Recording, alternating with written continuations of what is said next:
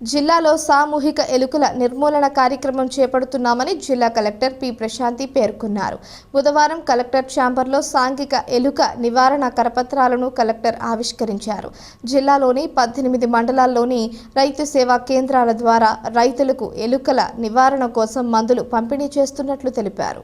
జిల్లా వ్యాప్తంగా 1,82,103 ఎకరాల్లో ఆగస్టు 25 నుంచి ఆగస్టు 31 వరకు సామూహిక ఎలుకల నివారణ కార్యక్రమాన్ని చేపట్టనున్నట్లు తెలిపారు. ప్రతి ఒక్క ఎకరా సాగు భూమి, సాగేతర భూమి విస్తీర్ణంలో ఎలుకలు నిర్మూలన ముందు క్రోమోడియోలిన్ పంపిణీ చేస్తున్నామన్నారు. క్షేత్రస్థాయిలో సిబ్బంది సూచనలు, సలహాల మేరకు రైతులంతా అన్ని ప్రాంతాల్లో ఒకేసారి సామూహికంగా ఎలుకల నిర్మూలన కార్యక్రమాన్ని చేపట్టాలని సూచించారు. జిల్లా వ్యవసాయ అధికారి ఎస్ మాధవరావు మాట్లాడుతూ రైతులకు క్రోమోడియోలిన్ మందును ఉచితంగా పంపిణీ చేసేందుకు జిల్లాకు ఎలుకల నివారణ మందు 737 కిలోల మందును ప్రభుత్వం విడుదల చేసిందన్నారు. సాగు, యాంత్రిక, జీవ, రసాయనిక పద్ధతులను ఉపయోగించి ఎలుకల నివారణ చర్యలు తీసుకోవడం సాధ్యమవుతుందన్నారు. వ్యవసాయేతర ఖాళీ భూములు తదితర చోట్ల ఎలుకల నివారణ కోసం మందును వినియోగించనున్నట్లు చెప్పారు.